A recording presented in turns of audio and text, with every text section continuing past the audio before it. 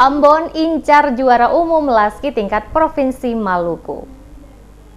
Wali Kota Ambon Risat Lohana Pesi melepas kontingen Laski Kota Ambon yang akan mengikuti Festival Seni Kasida tingkat Provinsi Maluku yang akan digelar di Kota Ambon 27 hingga 31 Oktober 2017 mendatang. Kontingen Kota Ambon berjumlah 100 orang dan akan mengikuti semua mata lomba. Wali Kota mengatakan sebagai tuan rumah pelaksana, kontingen Kota Ambon harus lebih baik dibandingkan dengan kontingen lainnya. Menurutnya, pembinaan manusia merupakan salah satu komponen penting. Karena itu seluruh program pembinaan masyarakat harus terus dilakukan, termasuk kegiatan Laski. Musik dengan bernuansa religius perlu dikembangkan dan ditingkatkan guna membangun kohesi sosial antara sesama umat dan seluruh masyarakat di Maluku pada umumnya dan Kota Ambon pada khususnya, sekaligus sebagai bentuk dukungan menjadikan Ambon sebagai kota musik dunia. Menurut Lohana Pesi, Laski sebagai lembaga yang religius sangat dibutuhkan oleh pemerintah sebagai mitra kerja untuk turut bersama dalam rangka melakukan pembinaan spiritualitas yang kuat bagi umat di Kota Ambon.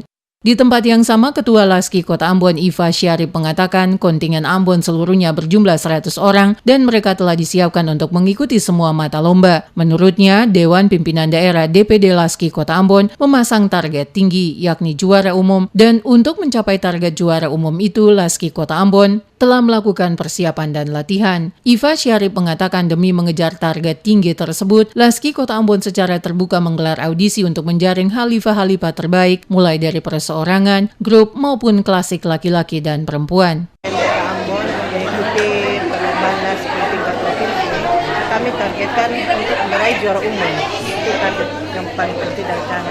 Kami ingin meraih seluruh juara dalam kategori lomba yang akan dilaksanakan di